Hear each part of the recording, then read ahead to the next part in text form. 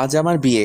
নিজেকে অনেক ভাগ্যবান মনে হচ্ছে, কারণ যার সাথে আমার বিয়ে হবে তার সাথে আমার প্রায় 1 বছর রিলেশন ছিল। আর আজ আমাদের ভালোবাসা পূর্ণতা পেতে চলেছে।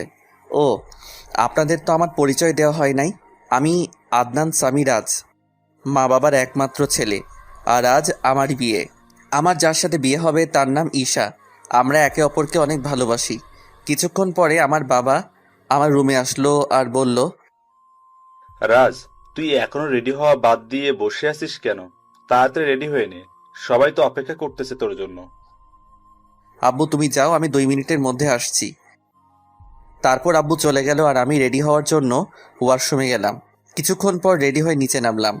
তখন আমার আম্মু আমার কাছে এসে বলল, বাহ, আমার ছেলেকে তো অনেক হ্যান্ডসাম লাগছে।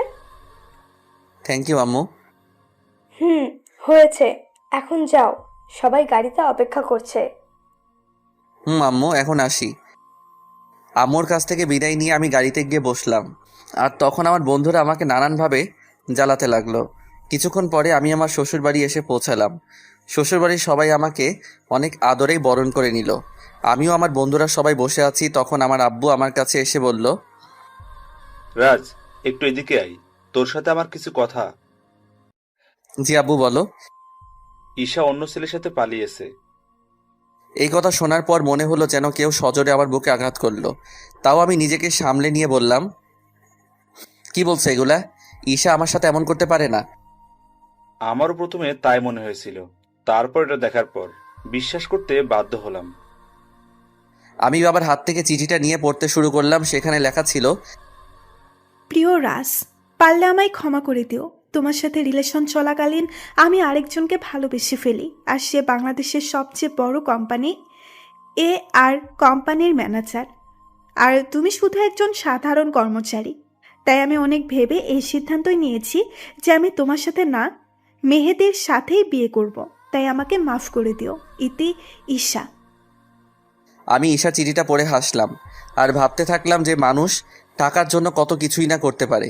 ঠিক তখন এশার বাবা এসে আমার বাবাকে বলল, দেখুন, আমার মেয়ে যা করেছে তার জন্য আমরা অনেক লজ্জিত। তাই বলছিলাম, যদি আমার ছোট মেয়ে নিশিকে আপনার ছেলের সাথে যদি বিয়ে দিতেন। আমার ছেলেকে কি আপনার খেলনা মনে হয় যে যার তার সাথে ওর বিয়ে দিব? তখন আমি আমার বাবাকে বললাম যে আমি এই বিয়ে করতে রাজি, তাই যত তাড়াতাড়ি সম্ভব বিয়ের ব্যবস্থা করতে। এর কিছুক্ষণ পরে আমাদের বিয়ে হয়ে যায় আর আমার নতুন বউ নিয়ে বাসায় চলে আসি। বাসায় আসার পর আমি সোজা ছাদে চলে যাই আর ভাবতে থাকি আমার জীবনটা কেমন করে হঠাৎ করে বদলে গেল। কি হওয়ার ছিল আর কি হলো। না, এরকম করে চলা যাবে না।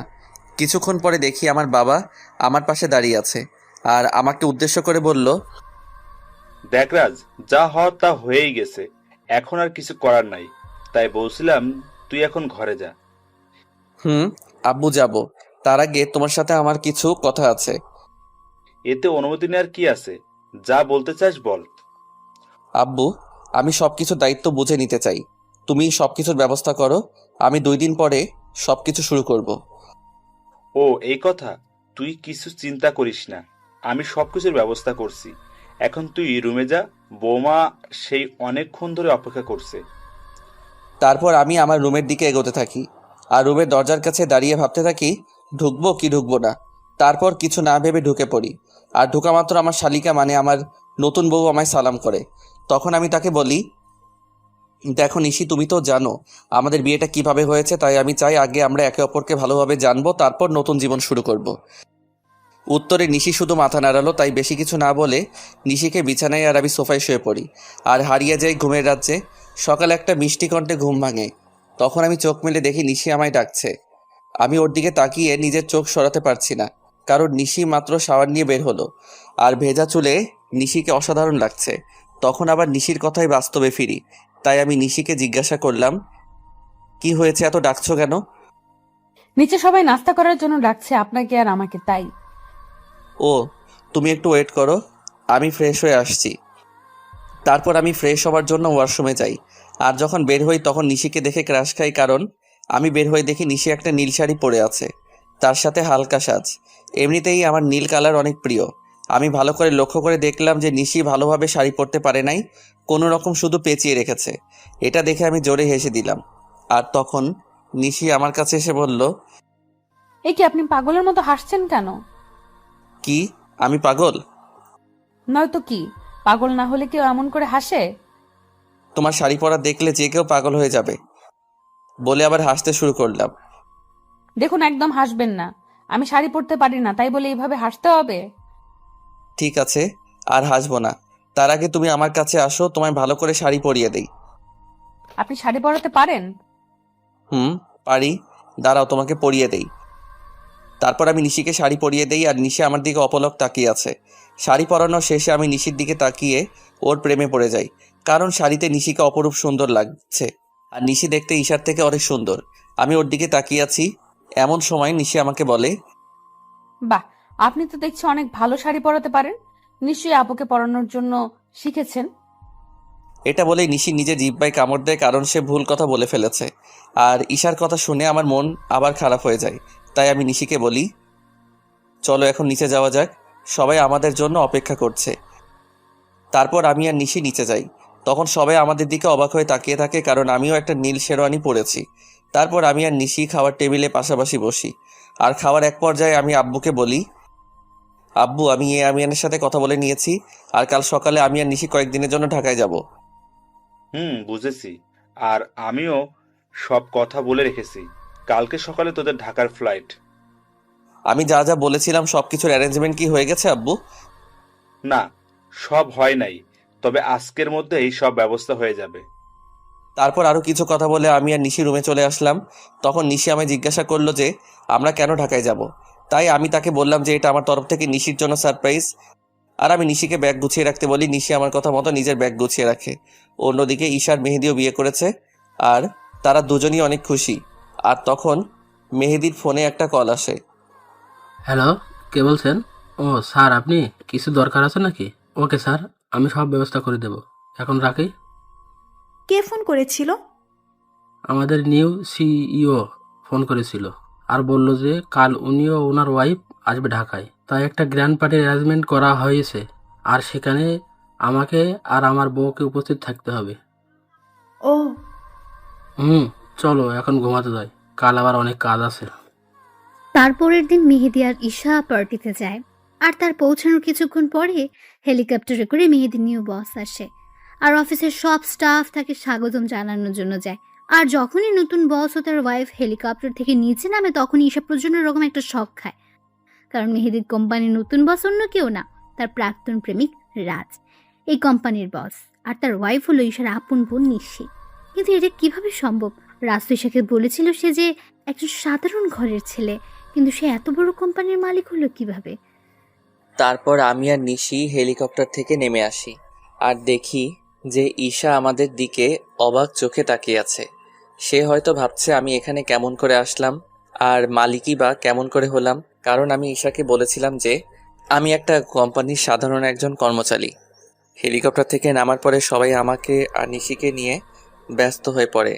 তখন ঈশা আর ওর হাজব্যান্ড মেহেদি আমাদের কাছে আসে আর আমাদের স্বাগতম জানায়। তখন ঈশা আমাকে বলে, রাজ, তুমি এখানে কি করে? আর তুমি A&R কোম্পানির সিও হলে কিভাবে? কেন মিস ঈশা, অবাক হচ্ছেন নাকি? এখানে তো অবাক হওয়ার কিছুই নেই, কারণ আমি আপনাকে একবার বলেছিলাম বিয়ের পরে আপনার জন্য একটা বড় সারপ্রাইজ অপেক্ষা করছে, কিন্তু আপনি কি করলেন? আমি ঈশার সাথে কথা বলছিলাম, তখন মেহেদি এসে আমাকে বলল, স্যার, এই হলো ঈশা, আমার ওয়াইফ। 2 দিন হলো আমাদের বিয়ে হয়েছে। Nice to meet you miss Isha. Thank you sir. তা মেহেদি সাহেব, আমি যা যা বলেছিলাম সব কিছুর অ্যারেঞ্জমেন্ট কি হয়েছে? জি স্যার, সব কিছুর অ্যারেঞ্জমেন্ট করা হয়েছে। আপনি কি আগে একটু রেস্ট নিয়ে নেবেন নাকি? আমি আর নিশি আগে একটু রেস্ট নিব, তারপরে পার্টিতে জয়েন করব। আর আপনাকে পরিচয় করিয়ে দেই, ইনি হলেন নিশি, আমার ওয়াইফ। হ্যালো ম্যাম, কেমন আছেন? জি, ভালো আছি। তখন আমি ঈশার দিকে লক্ষ্য করে দেখি সে আমার আর নিশির দিকে অবাক চোখে তাকিয়ে আছে। তাই আমি মনে মনে বলি, এখনো তো কিছুই দেখোনি, দেখতে থাকো কি হয়। তখন মেহেদি আমাকে আর নিশিকে একটা রুমে নিয়ে যায় আর বলে এখানে কিছুক্ষণ রেস্ট নিতে। এই বলে মেহেদি সাহেব সেখান থেকে চলে যায়। তখন নিশি আমার কাছে এসে বলে, এগুলো কি হচ্ছে আমাকে কি প্লিজ বলবেন? মানে কিসের কথা বলছো তুমি? বুঝতে পারছেন আমি কিসের কথা বলছি? কই না তো। বুঝতে পারছেন না নাকি বুঝতে চাইছেন না? আরে তুমি বুঝাই না বললে কেমন করে বুঝবো? এগুলো কি? আমি তো শুনেছিলাম আপনি একটা কোম্পানির একজন সাধারণ কর্মকর্তা। শুধু আমি না, আমার পরিবার জানতো যে আপনি একটি কোম্পানিতে কাজ করেন। তাহলে হুট করে এত বড় কোম্পানির সিইও কেমন করে হলেন? হুট করে আমি এই কোম্পানির সিইও হই নাই। এই কোম্পানির ওনার হলো আমার বাবা, বুঝেছো? আর সেই হিসেবে আমি এই কোম্পানির সিইও। আর কেন আমি আমার আসল পরিচয় গোপন করেছি সেটা না হয় তোমাকে পরে বলবো। সেটা না হয় বুঝলাম, কিন্তু আপনি কেন আপনার আসল পরিচয় গোপন করলেন সেটা আগে বলুন। বললাম তো, আমি তোমাকে সব বলবো, তার আগে তুমি কান্না বন্ধ করো। নিশিকে নিজের বুকের মাঝে জড়িয়ে নিয়ে কেন জানি নিশির কান্নাটা আমার সহ্য হলো না। তারপর নিশিও আমায় জড়িয়ে ধরে কান্না করতে থাকলো। এইভাবে কিছুক্ষণ নিশি কান্না করলো। তারপর যখন সে বুঝতে পারলো যে সে আমায় জড়িয়ে ধরে আছে, তখন হঠাৎ করে আমায় ছেড়ে দিয়ে বলল, আমি সরি, আসলে আমি বুঝতে পারি নাই তাই এমনটা করেছি। আসলে আমি একটু ইমোশনাল হয়ে পড়েছিলাম তো তাই। ইটস ওকে নিশি, তুমি গিয়ে ফ্রেশ হয়ে নাও, আমাদের আবার নিচে পার্টিতে যেতে হবে। তারপর নিশি ওয়াশরুমে ফ্রেশ হতে চলে যায়। কিছুক্ষণ পরে নিশি বাহির হয়। তখন আমি ফ্রেশ হওয়ার জন্য ওয়াশরুমে প্রবেশ করি। আর বের হওয়া মাত্র নিশিকে দেখে টাসকি খাই, কারণ নিশিকে নীল শাড়িতে একদম অপসরীর মতো লাগছে, সাথে হালকা মেকআপ, যা দেখে যে কেউ নিশির প্রেমে পড়তে বাধ্য। আমাকে এভাবে তাকিয়ে থাকতে দেখে নিশি আমার চোখের সামনে তুড়ি বাজিয়ে জিজ্ঞেস করে, এই যে মিস্টার, এভাবে তাকিয়ে কি দেখছেন?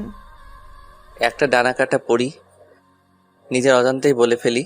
আর আমার কথায় নিশি বেশ লজ্জা পায়, যা ওর চেহারা দেখে বোঝা যাচ্ছে, কারণ নিশির চেহারা একদম লজ্জায় লাল হয়ে গেছে। তখন আমি বলি, থাক আর লজ্জা পেতে হবে না, এখন তাড়াতাড়ি রেডি হয়ে নাও তো। তখন নিশি আবার রেডি হতে থাকে। আর নিশি যখন লিপস্টিক তার ঠোঁটে দিতে যাবে, তখন আমি তাকে আটকিয়ে বলি যে, তোমাকে এমনি অনেক ভালো লাগছে, এইসব লিপস্টিক আর কোনো দিন দিবা না, ওকে? নিশিও বাধ্য মেয়ের মতো মাথা নাড়ালো। কিছুক্ষণ পরে নিশি আমাকে জিজ্ঞাসা করে যে তাকে কেমন লাগছে। আর আমি তো নিশিকে দেখে ওর প্রায় প্রেমে পড়ে যাই, কারণ নিশিকে হালকা সাজে একদম পরীর মতো লাগছে। তাই আমি ওর কাছে গিয়ে বলি, সবই ঠিক আছে, শুধু একটা জিনিস ছাড়া। ও, আরে শুনবে তো কি জিনিস? না বললে শুনবো কেমন করে? তোমার গলায় কাজল দেওয়া হয়, তোমাকে কেউ যদি এইভাবে দেখে তাহলে সবার নজর লেগে যাবে তো, তাই না? তারপর আমি নিজের হাতে নিশির ঘাড়ে কাজল লাগিয়ে দেই। আর আমার ছোঁয়া পাওয়া মাত্র নিশি কিছুটা কেঁপে ওঠে। আর নিশির এত কাছে গিয়ে আমিও কেমন যেন একটা ঘোরের মধ্যে চলে গেছিলাম। আর নিশিও কিছুটা আমার মতোই হয়ে গেছিল।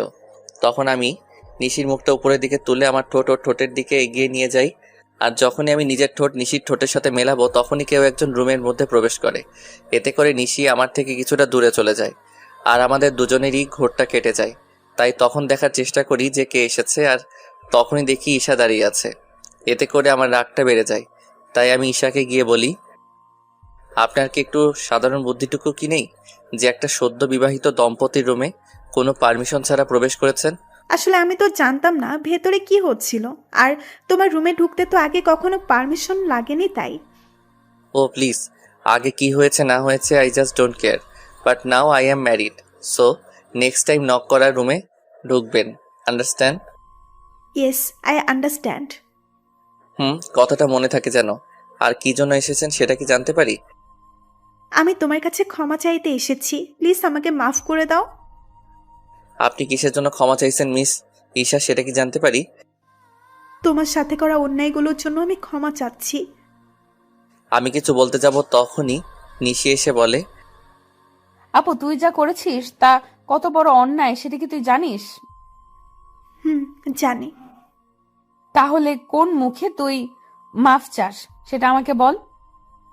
নিশি, বোন আমার, তুই আমাকে ভুল বুঝিস না। আমি তো আমার ভুল বুঝতে পেরেছি, তাই তো আমি ক্ষমা চাইতে এসেছি। আপনি কোনো অন্যায় করেন নাই মিস ঈশা, অন্যায় তো করেছি আমি। আপনার মতো একজন প্রতারককে ভালোবেসেছিলাম, এটার চেয়ে বড় অন্যায় আর কি হতে পারে সেটা বলুন তো? আমি আরও কিছু বলতে যাব তার আগে আমার ফোনে একটা কল আসে। আমি কলটা রিসিভ করে নিশিকে বলি যে তাড়াতাড়ি রেডি হয়ে নিতে। আর ফোনটা করেছিল মেহেদি, মানে ঈশার হাজবেন্ড। তারপর আমি ঈশাকে আমার রুম থেকে চলে যাওয়ার জন্য বলি। কিছুক্ষণ পর নিশি বের হয়ে আসে, আর আমি তো নিশিকে দেখে রীতিমতো টাসকে খেয়ে যাই। কারণ নেভি ব্লু শাড়িতে নিশি অসাধারণ লাগছে, তার সাথে হালকা মেকআপও করেছে। আমাকে এভাবে তাকিয়ে থাকতে দেখে নিশি আমাকে বলে, এই যে মিস্টার রাজ, এখানে দাঁড়িয়ে থাকবেন নাকি নিচেও যাবেন? যাব। আর তোমাকে কিন্তু অনেক কিউট লাগছে মিসেস রাজ। আমার মুখে মিসেস রাজ ডাক শুনে নিশি অনেক খুশি হয়, যা ওর মুখ দেখে বোঝা যাচ্ছিল। তখন আমি আবার নিশিকে বললাম, কি হলো, নিচে যাবে না নাকি? তারপর আমি আর নিশি দুজনে একসাথে নিচে যাই, আর সেখানে থাকা সবাই আমাদের স্বাগত জানায়।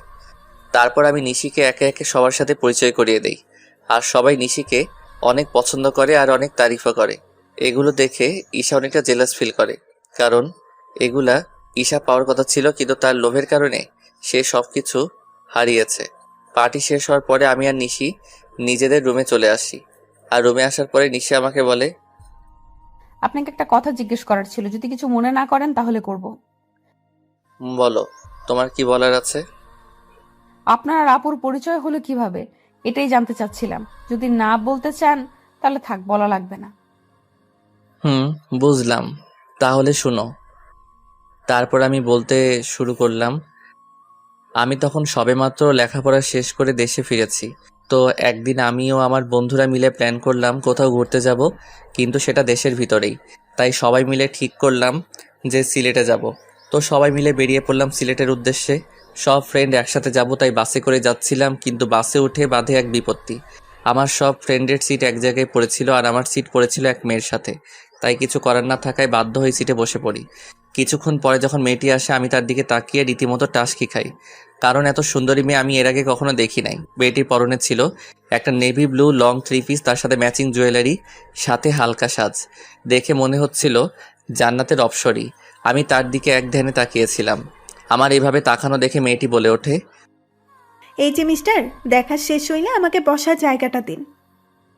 মেয়েটির এমন কথায় আমি কিছুটা লজ্জা বোধ করি, তাই আর কিছু না বলে ওনাকে বসার জায়গাটা দিয়ে দেই। কিছুক্ষণ পরে বাস ছেড়ে দেয়। মেয়েটি কিছুক্ষণ পরে আমায় জিজ্ঞাসা করে, হাই, আমি ঈশা। আপনার নামটা কি জানতে পারি? আমি রাজ। বাহ, চেহারার সাথে নামেরও মিল আছে। সিলেট যাচ্ছেন নিশ্চয়? আপনি কেমন করে জানলেন? শালার এমন আবাল তো জীবনেও দেখি নাই। সিলেটের বাসে করে মানুষ অন্য কোথাও কি যাইতে পারে বলেন তো? এটা আপনি বুঝবেন না মিস্টার। ও। হুম তখন আমি তাকে বললাম যে আপনি কি একাই যাচ্ছেন নাকি? উত্তরে সে বলল, একা কেন যাব?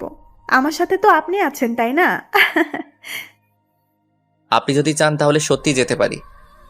কিছু বললেন? কই না তো। ও, আমি মনে করছিলাম হয়তো কিছু বললেন। না, আমি তো কিছুই বলি নাই। তা সিলেটে কোথায় যাচ্ছেন? এই তো ফ্রেন্ডের সাথে ঘুরতে যাইতেছি। আর আপনি? আমিও তো ফ্রেন্ডদের সাথেই যাচ্ছি। আপনি কি স্টুডেন্ট নাকি জব টপ করেন? আমি হলাম, না আসল পরিচয়টা দেওয়া যাবে না। আপনি হলেন কি? আমি একটা সফটওয়্যার কোম্পানিতে জব করি। ও, তারপর ঈশার সাথে আরও অনেক কথা হলো। তখন জানতে পারলাম সে অনার্স 2য় বর্ষের ছাত্রী। এইভাবে আমাদের পরিচয় হয়। তারপর পরিচয় থেকে ভালোবাসা। আমি আর ঈশা অনেক ভালো ফ্রেন্ড হয়ে গেছিলাম। আমরা সিলেট থেকে ফিরে এসেও একে অপরের সাথে যোগাযোগ করতাম। একদিন আমি ঈশাকে প্রপোজ করি, আর ঈশাও সেটা অ্যাকসেপ্ট করে, কিন্তু রিলেশনে থাকা অবস্থায়ও আমি আমার আসল পরিচয়টা ঈশাকে জানাইনি। আমি চেয়েছিলাম ঈশাকে একটা সারপ্রাইজ দিব, কিন্তু পরে যে আমি নিজেই সারপ্রাইজড হয়ে যাব এটা ভাবতে পারি নাই। কথাগুলো বলে নিজের অজান্তেই আমার চোখ দিয়ে পানি বের হয়ে গেছিল, সেটা বুঝতেই পারি নাই। আমি কিছুক্ষণ পরেই নিশির দিকে লক্ষ্য করে দেখি সেও কান্না করছে। তখন আমি তাকে বলি, এ কি তুমি কান্না করছো কেন? আপনি আপুকে এতটা ভালোবাসতেন, আর আপু আপনার সাথে কি করলো? যা হওয়ার তা তো হয়েই গেছে, আর এখন তুমি আমার স্ত্রী, এটাই সত্যি। আর আমি চাই এই সম্পর্কটা ভালোভাবে নিতে। আমি চেষ্টা করব। তার আগে বলেন, আপনি আর কখনো আপুর কথা মনে করবেন না? কথা দিলাম। নিশি আমাকে এভাবে জড়িয়ে ধরবে আমি সেটা ভাবতেও পারি নাই। কেন যেন নিশির এভাবে জড়িয়ে ধরা আমার অনেক ভালোই লাগছে। এই যে মিস, এবার কি আমাকে ছাড়বেন? কথাটি বলা মাত্র নিশি আমাকে ছেড়ে দিল, আর নিশির মুখ একদম লজ্জায় লাল হয়ে আছে। তখন আমি নিশিকে আমার কোলের উপর বসিয়ে ওর চুলে বিলি কেটে দিতে দিতে বললাম, আমাকে ছেড়ে কখনো যাবে না তো? না, কখনোই না। তারপর আমি নিশির কপালে আলতো করে একটা চুমু খেলাম, আর আমার ঠোঁটের ছোঁয়া পাওয়া মাত্র নিশি কেঁপে উঠল। এখন যাও, ফ্রেশ হয়ে আসো। আজ এমনিতেও অনেক ধকল গেছে। আগামীকাল থেকে আমরা নতুন জীবন শুরু করব। হুম। তারপর নিশি ফ্রেশ হয়ে আসে আর আমি নিশিকে জড়িয়ে ধরে শুয়ে পড়ি। এই কয়দিনে আমি নিশিকে অনেকটাই ভালোবেসে ফেলেছি। পরের দিন সকালবেলা নিশির আগে ঘুম ভেঙে যায়। আমি ঘুম থেকে উঠে যখন বসতে যাব তখন দেখি নিশি আমার বুকের মাঝে শুয়ে আছে। আর নিশির ঘুমন্ত চেহারাটা অনেক সুন্দর লাগছে। হয়তো সব মেয়েদের ঘুমন্ত চেহারা একরকম হয়, কিন্তু নিশির মতো কারো হয় না। তখন আমি খেয়াল করে দেখি নিশির মুখের উপর কিছুটা চুল এসে পড়েছে, যার কারণে তার ঘুমের সমস্যা হচ্ছে। তাই আমি নিশির মুখের উপর থেকে চুলগুলো সরিয়ে কানের সাথে গুজে দেই। তখনই আমার চোখ আটকে যায় নিশির গোলাপি ঠোঁটের উপর। আমি নিজের অজান্তেই নিশির ঠোঁটে চুমু দিয়ে বসি, আর তখনই নিশি জেগে যায়। আমাকে ওর এত কাছে দেখে নিশি কিছুটা ঘাবড়ে যায়, আর আমি ওকে কিস করেছি এটা বুঝতে পেরে নিশি লজ্জা পেয়ে আমার বুকের মাঝে মুখ লুকিয়ে ফেলে। তখন আমি নিশিকে বলি, এই কি হলো তোমার, আর এমন কেন করছো? আমার মনে হয় লজ্জা করে না। বাবা, এখন এত লজ্জা, তাহলে রাতে যা হবে তখন কি করবা? যা ফাজিল কোথাকার, মুখে কিচ্ছু আটকায় না। নিশি জানো, তোমার ঠোঁটের স্বাদ কিন্তু সেই রকম। যা দুষ্টু। এই বলে ওয়াশরুমে পালালো। আর আমি বসে বসে ভাবতে লাগলাম, পাগলিটা এই কয়দিনে আমাকে অনেক ভালোবেসে ফেলেছে, আর আমিও ওকে অনেক ভালোবেসে ফেলেছি। কিছুক্ষণ পরে নিশি ওয়াশরুম থেকে বাহির হলো, আর আমি ফ্রেশ হতে চলে গেলাম। আমি ফ্রেশ হয়ে এসে দেখি নিশি চুল মুছছে। তখন আমি নিশিকে পেছন থেকে জড়িয়ে ধরি, আর নিশির চুলের মধ্যে নাক ডুবিয়ে দিই। এতে নিশি কিছুটা কেঁপে ওঠে। আমি নিশির চুলের গন্ধে কোথায় যেন হারিয়ে গিয়েছিলাম। নিশির ডাকে আমার ঘোর ভাঙলো। নিশি আমাকে বলল, এই যে মিস্টার, অফিসে যাবেন না নাকি? এত সুন্দর বউ রেখে কিভাবে অফিস যাই বলো তো? তার চেয়ে বরং চলো তুমি আর আমি ঘুরতে যাই। সত্যি বলছেন? না, মিথ্যা বলছি। আমার কথা শুনে নিশির হাসি মাখা মুখ নিমিষে গায়েব হয়ে গেল। তখন আমি বললাম, থাকার ঢং করতে হবে না, তাড়াতাড়ি গিয়ে রেডি হয়ে আসুন। আপনি অনেক কিউট। বলে আমাকে কিস করে এক দৌড়ে পালালো। আমি তখন মনে মনে বললাম, পাগলি একটা। কিছুক্ষণ পরে নিশি নেভি ব্লু শাড়ি পরে বের হলো, আর সাথে হালকা সাজ। এতে নিশিকে আরো বেশি সুন্দরী লাগছিল। তারপর নিশি আমার কাছে এসে বলে, চলুন, আমি রেডি। চলো। তারপর আমি ম্যানেজারকে ফোন দিয়ে আসতে বলি। ম্যানেজার মানে ঈশার হাজবেন্ড। কিছুক্ষণ পরে ঈশা ও তার হাজবেন্ড আসে, আর আমাকে বলে, স্যার, আপনি যা যা বলেছিলেন সব রেডি। ধন্যবাদ মেহেদি সাহেব। আরে, এতে ধন্যবাদ দেওয়ার কি আছে? মেহেদি সাহেব, আমি আপনাকে একটা জিনিস আনতে বলেছিলাম, সেটা কি এনেছেন? হ্যাঁ স্যার, এনেছি। এই নিন। আমার দিকে একটা প্যাকেট এগিয়ে দিয়ে তখন আমি নিশিকে ডাকি আর জিজ্ঞাসা করি, এটা কেমন হয়েছে? আপনাদের তো বলতেই ভুলে গিয়েছি, ওই প্যাকেটের মধ্যে একটা নেকলেস ছিল, যেটা আমি নিশির জন্য আনতে বলেছিলাম। Wow, it's so gorgeous. এবার পড়ুন দেখি। এটা আমার জন্য।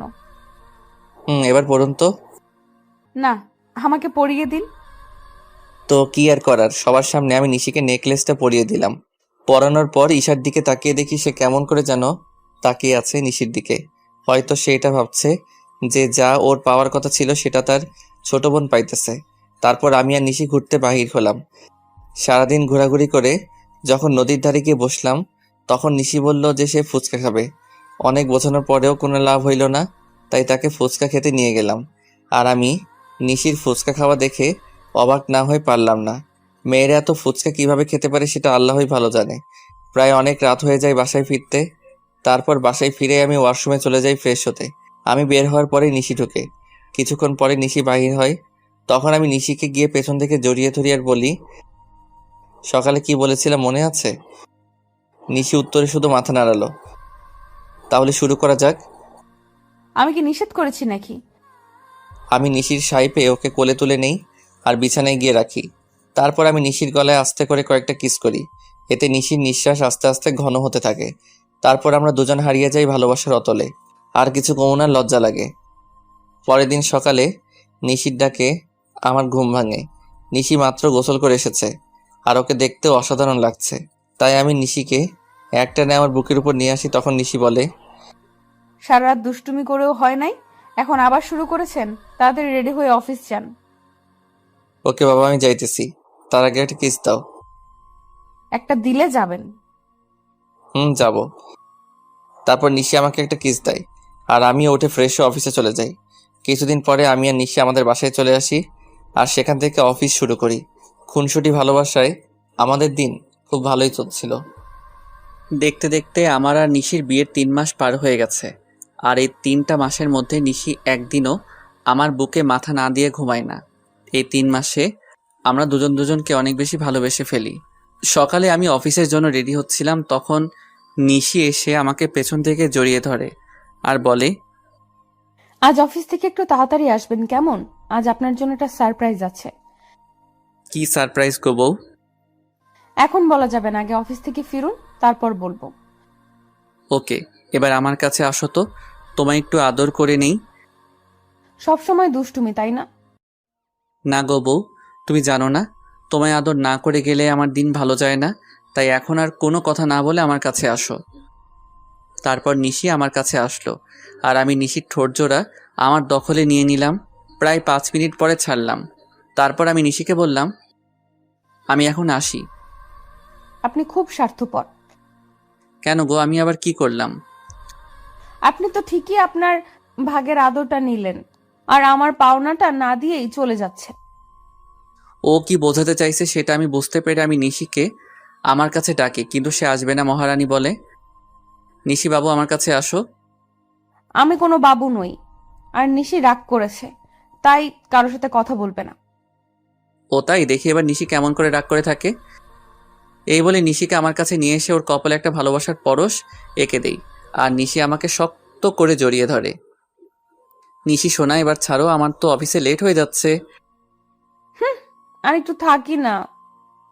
না বাবু, আবার পরে থেকো, আমি এখন অফিসে যাব যে। ওকে, সাবধানে যাবেন কিন্তু। যথাজ্ঞা মহারানী। যাও বৎস। বলেই হাসতে শুরু করলো। উফ, এই হাসিটার জন্য আমি সব করতে পারি। এই যে মিস্টার, এবার যান। বাই। তারপর আমি অফিসে চলে আসি, কিন্তু অফিসেও মন বসছে না। তাই নিশিকে ফোন দিলাম। অপরদিকে নিশি ভাবছে, আজ যখন ও জানতে পারবে যে ও বাবা হতে চলেছে, তখন কতই না খুশি হবে। আমার যে আর অপেক্ষা সহ্য হচ্ছে না, মন চাইছে ওকে এক্ষুনি গিয়ে বলে আসি। নিশি এগুলো ভাবছিল, এমন সময় ওর ফোনটা বেজে ওঠে আর নিশি ফোনের স্ক্রিনে তাকিয়ে দেখে আমি ফোন দিয়েছি। তাই সে তাড়াতাড়ি ফোনটা রিসিভ করে আর বলে, কি হলো বর, এত জলদি আমার কথা মনে পড়ে গেল? গো বউ, তোমার কথা তো সব সময় মনে পড়ে, কিন্তু কি করব বলো? কিছুই করতে হবে না, আপনি শুধু আজ তাড়াতাড়ি বাসায় আসবেন, তাহলেই হবে। আর এখন কাজ করেন তো। ওকে আমার সুইট বউ, এখন রাখি। ওকে মিস্টার বর, বাই। নিশির সাথে কথা বলার পর আমি কিছু জরুরি কাজ সেরে ফেলি আর দেখতে দেখতে বিকাল হয়ে যায়। তাই আমি বাসায় যাওয়ার জন্য রেডি হয়ে নেই। আর তখনই অফিসের পিয়ন এসে আমাকে একটা পার্সেল দিয়ে যায় আর ওই পার্সেলটি খোলার পর আমার পায়ের তল থেকে মাটি সরে যায়। পার্সেলটিতে অনেকগুলো ছবি ছিল আর সবগুলো ছবি নিশি আর একটা ছেলের। ছবিতে নিশি ছেলেটার সাথে অনেক ঘনিষ্ঠ অবস্থায় আছে, যা দেখার পরে আমার চোখ দিয়ে অবাধ ধারায় পানি পড়ছে। শেষে কিনা নিশিও আমায় ধোকা দিল। আমি আর কিছু ভাবতে পারছিলাম না। তখনই নিশির ফোন আসে। অনিচ্ছা থাকা সত্ত্বেও আমি ফোনটা রিসিভ করি আর তখনই নিশি বলতে শুরু করলো, আপনি কখন বাসায় আসবেন? আজকে আপনার তাড়াতাড়ি আসার কথা, তাহলে এত লেট করছেন কেন? এখন আমি অনেক ব্যস্ত আছি, তাই আসতে লেট হবে। কিন্তু আপনি তো আমায় প্রমিস করেছিলেন যে আজ তাড়াতাড়ি বাসায় ফিরবেন।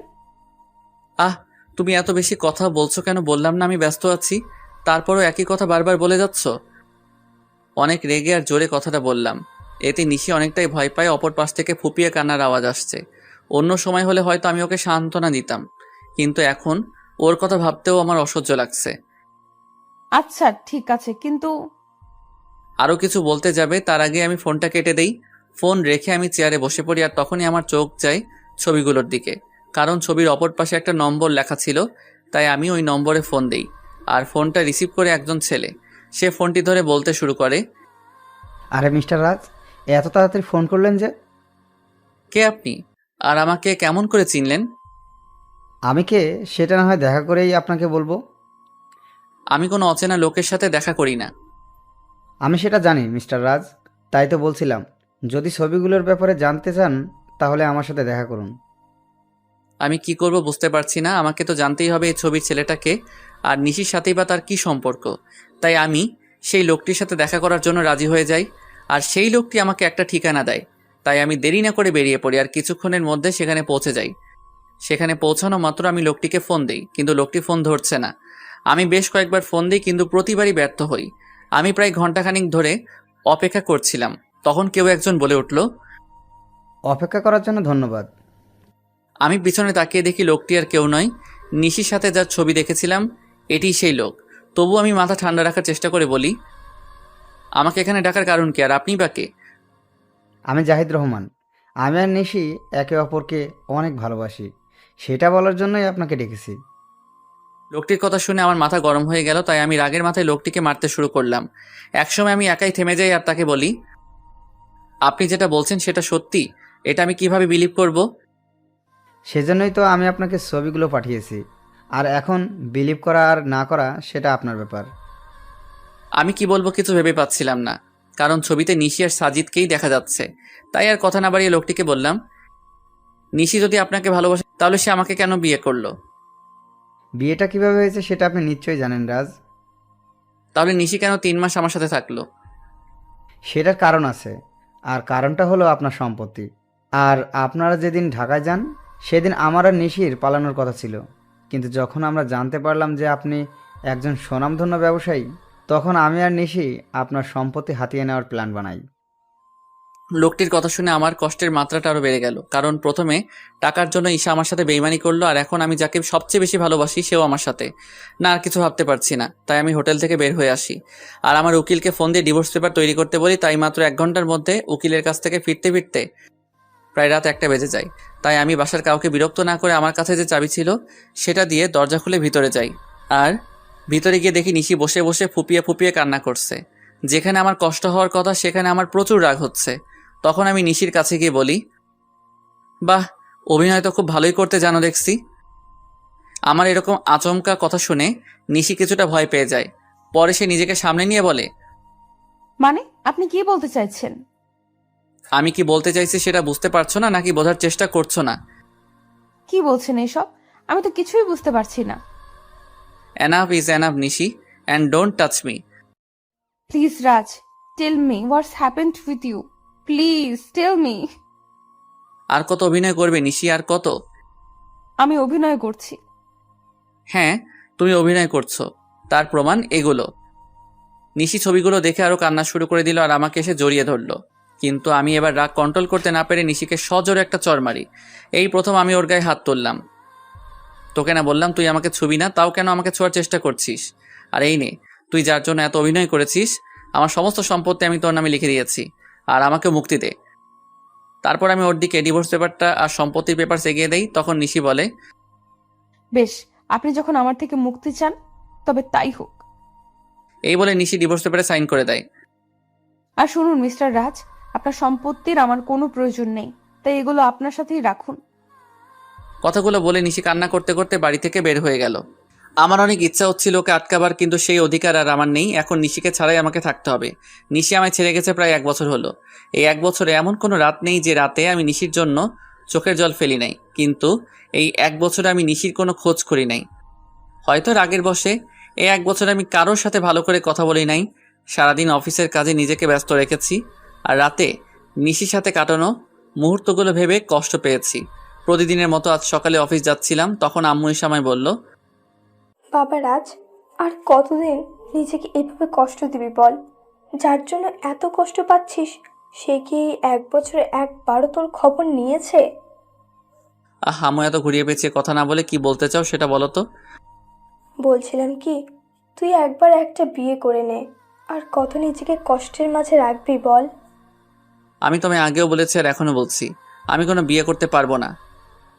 তোকে বিয়ে করতেই হবে, তুই আর বিয়েতে অমত করবি না। কিন্তু আম্মু। আর কোনো কিন্তু নয়। আচ্ছা ঠিক আছে, তুমি যখন বলছো তখন তাই হোক, কিন্তু আমাকে এসবের মধ্যে টানবে না। আর বিয়েটা যাতে একদম সাধারণভাবে হয়।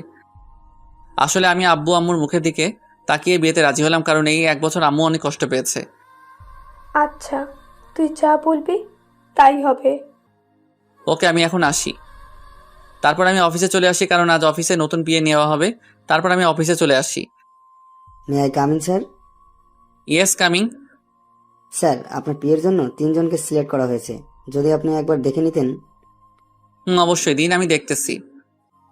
আমি ফাইলগুলো চেক করছিলাম, এমন সময় আমার চোখ আটকে গেল একটা ফাইলে। তাই আমি ম্যানেজারকে বললাম, ম্যানেজার সাহেব, এই মেয়েটিকে নিন, আর তার আগে কন্ট্রাক্ট পেপার সাইন করিয়ে নেবেন। Okay, I take leave now. Sure, you can. সেদিনকার মতো অফিসের সমস্ত কাজ শেষ করে বাসায় আসলাম, আর আসা মাত্র আম্মু বলল, আমি একটা মেয়ে পছন্দ করেছি, যদি তুই একবার দেখে নিতি। তার কোনো দরকার নেই, আর আমি বিয়েটা 1 মাস পরে করতে চাই। কিন্তু তুই। প্লিজ আম্মু, একটু বোঝার চেষ্টা করো। আচ্ছা ঠিক আছে। তারপর আমি আমার রুমে চলে আসলাম আর ফ্রেশ হয়ে ঘুমিয়ে পড়লাম। যদিও জানি ঘুম আসবে না, তবুও ঘুমানোর ব্যর্থ চেষ্টা করলাম, কারণ এখন রাতে আর ঘুম আসে না। যদিও আসে, তাও নিশির সাথে কাটানো মুহূর্তগুলো মনে হয় ভেঙে যায়।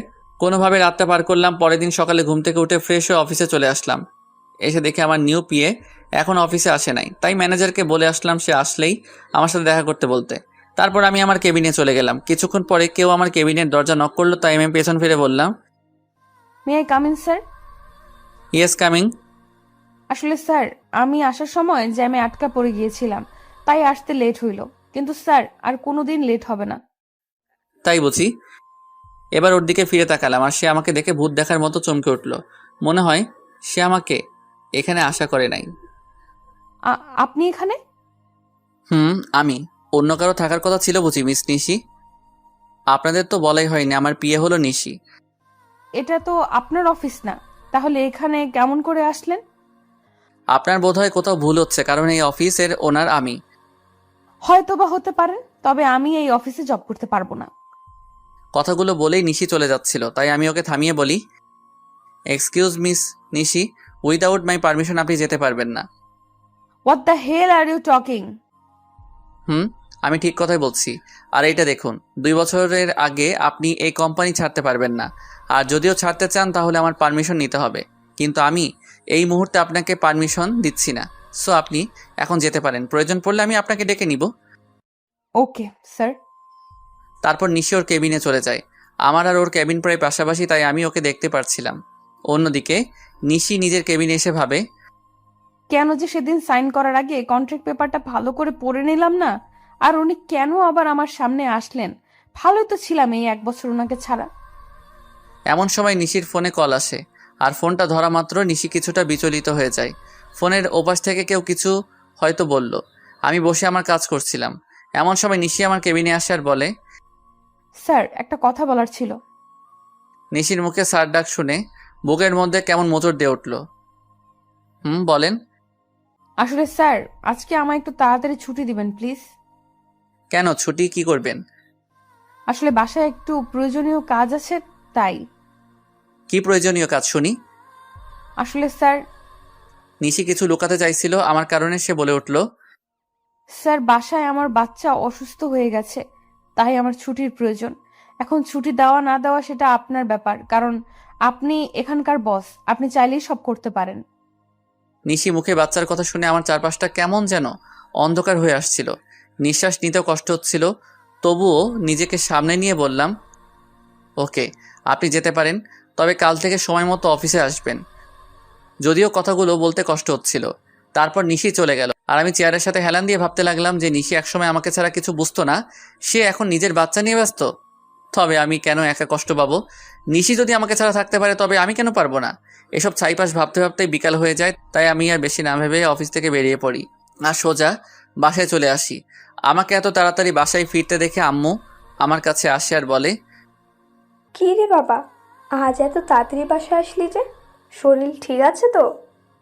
বেশ বিচলিত হয়ে, কারণ নিশি যাওয়ার পর থেকে আমি অনেক রাত করে বাসায় ফিরি। আম্মু, আমার কিছুই হয়নি।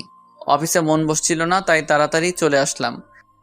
ও আচ্ছা, তুই ফ্রেশ হয়ে আয়, আমি তোর খাবার রেডি করছি।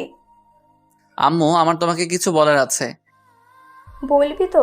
আগে ফ্রেশ হয়ে আয়, তারপর। তাই আমি আর কোনো কথা না বাড়িয়ে ফ্রেশ হতে নিজের রুমে চলে যাই। তারপর ফ্রেশ হয়ে নিচে এসে দেখি আম্মু খাবার নিয়ে আমার জন্য অপেক্ষা করছে। তাই আমি গিয়ে বসে পড়ি আর আম্মুকে বলি, আম্মু, তুমি পরশুদিন বিয়ের কথা বলছিলে না? আমি রাজি, তবে বিয়েটা 1 সপ্তাহের মধ্যে হওয়া চাই। এটা তো খুশির খবর, তবে 1 সপ্তাহের মধ্যে বিয়েটা কিভাবে দিব বল? আমি এত কিছু শুনতে চাই না, আমি যেটা বলেছি সেটাই হবে। আচ্ছা, তুই যখন চাচ্ছিস তখন তাই হবে। তারপর আমি খাওয়া দাওয়া করে নিজের রুমে চলে আসি।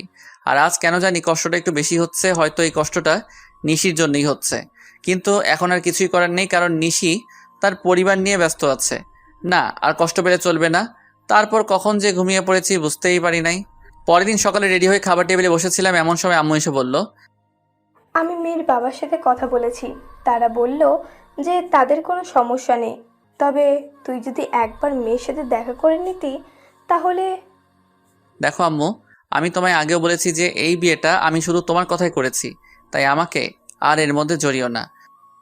আচ্ছা ঠিক আছে, তাহলে আজ থেকেই বিয়ের অ্যারেঞ্জমেন্ট শুরু করতে হবে, কারণ হাতে তো আর বেশি সময় নেই।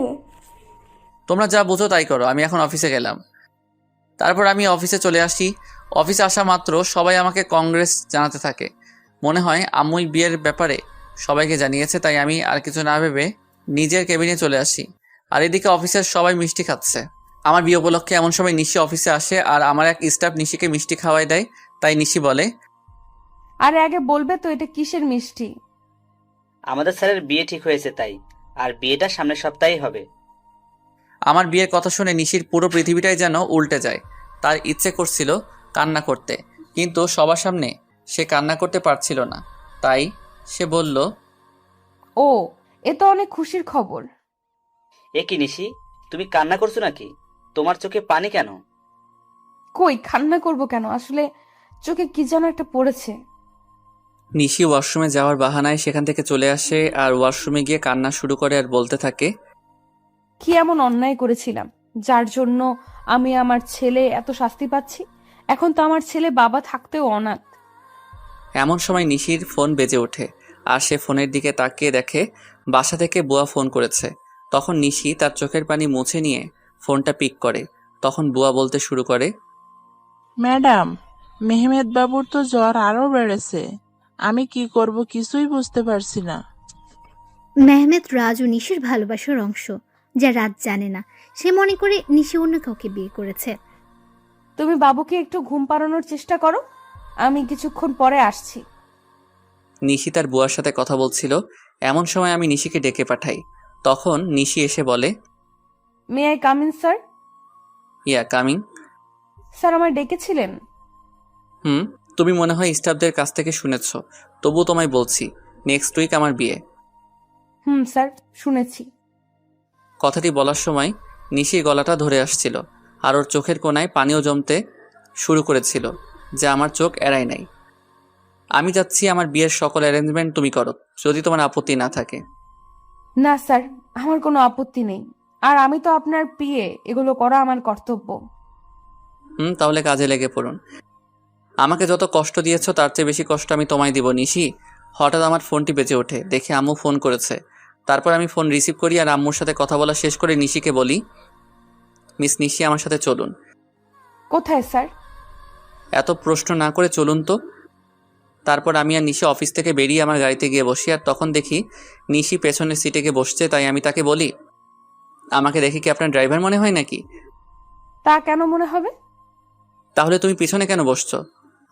তারপর নিশি সামনের সিটে এসে বসলো আর আমি গাড়ি ড্রাইভ করা শুরু করলাম। কিছুক্ষণ পরে গাড়ি একটা রেস্টুরেন্টের পাশে দাঁড় করালাম আর নিশিকে বললাম, চলো ভেতরে। আমরা এখানে কেন আসলাম? আমি ওর প্রশ্নের জবাব না দিয়ে ভেতরে ঢুকে গেলাম আর পেছন ফিরে দেখি নিশিও আসছে। আমি রেস্টুরেন্টে ঢোকার পরে একটা মেয়ে এসে আমাকে জড়িয়ে ধরে আর আমিও নিশিকে দেখিয়ে মেয়েটিকে জড়িয়ে ধরি। আর নিশির দিকে তাকিয়ে দেখি ও এখনই কান্না করে দিবে এমন অবস্থা। তারপর আমি বলি, নিশি, এ হলো মায়া, আমার বাগদত্তা। আর মায়া, এ হলো নিশি, আমার পিয়ে। আমার মুখে নিশি হয়তো পিয়ে শব্দটা আশা করেনি। আর মায়ার পরিচয় পাওয়ার পর নিশি এবার আর নিজের চোখের জল আটকে রাখতে পারে নাই, যার কারণে ওর চোখ থেকে অবাধ ধারায় জল পড়তে থাকে। আর আপনারা হয়তো ভাবছেন মায়া এখানে কেমন করে আসলো আর আমি বা ওকে কেমন করে চিনলাম, তাহলে শুনুন। আমি যখন অফিসে ছিলাম তখন আম্মু ফোন দেয় আর বলে মায়ার সাথে দেখা করার কথা। যদিও আমি প্রথম দিকে আম্মুকে নিষেধ করে দেই যে আমি মায়ার সাথে দেখা করব না, কিন্তু পরে আমার নিশির কথা মনে হয়, তার সাথে মনে হয় ওর ধোকা দেওয়ার কথা। তাই আমি মায়ের সাথে দেখা করতে রাজি হয়ে যাই আর আমার সাথে নিশিকেও নিয়ে আসি। তো গল্পে ফেরা যাক। মায়ার পরিচয় দেওয়ার পর আমি নিশির দিকে তাকাই, তখন দেখি নিশির চোখ দিয়ে জল গড়িয়ে পড়ছে।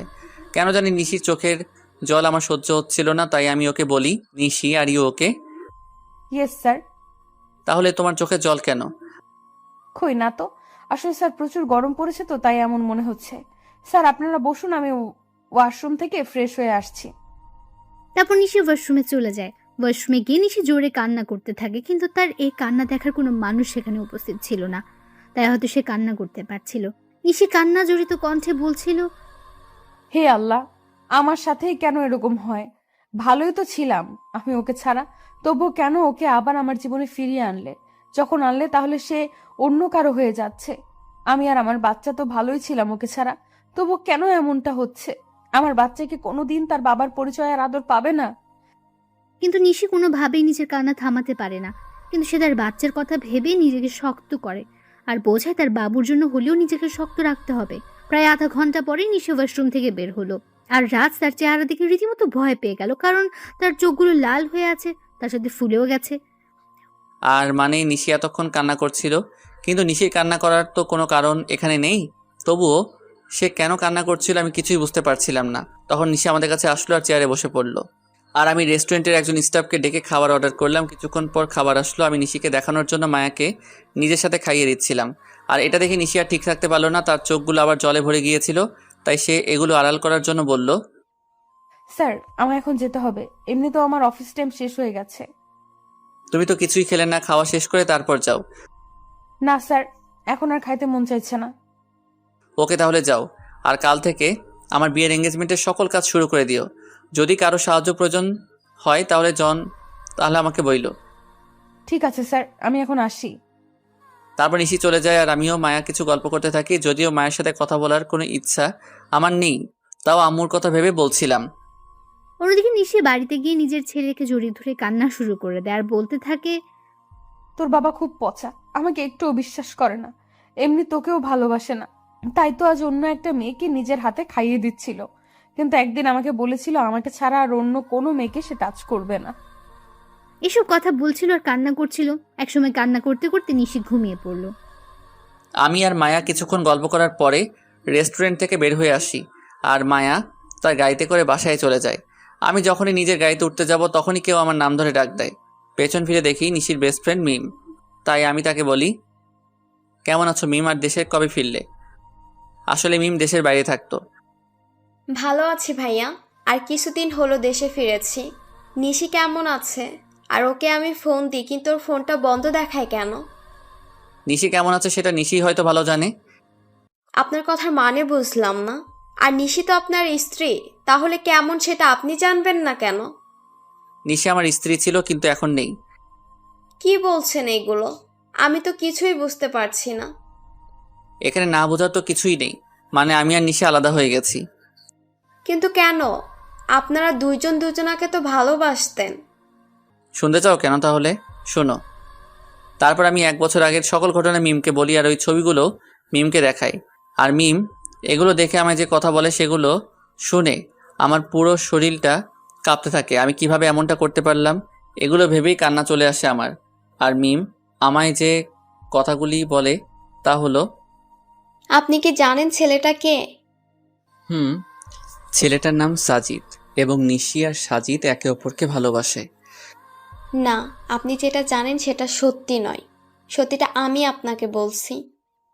তারপর মিম আমাকে সাজিদের ব্যাপারে সব কথাগুলো বলল, যা শোনার পর নিজেকে বড় অপরাধী মনে হচ্ছিল।